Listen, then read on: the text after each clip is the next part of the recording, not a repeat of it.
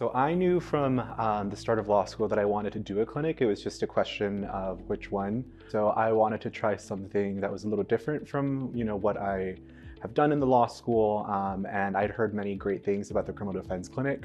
I also knew that I really wanted to improve my oral advocacy, and improve on some of the soft skills of like interacting with people and like getting their story and interviewing them.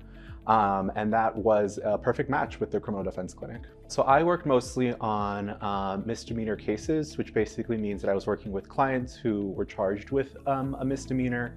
And I also worked on probation violation cases.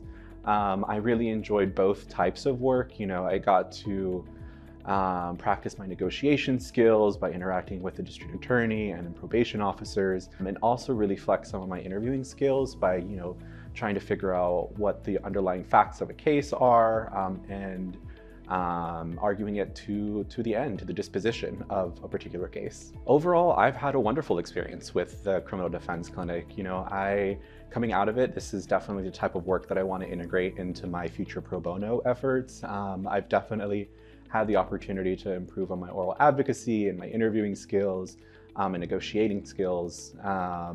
Overall, it was an incredibly positive experience for me. I think one thing that has been particularly surprising in this is just how open clients are to sharing their story with a complete stranger, and it's something that I'm never going to forget.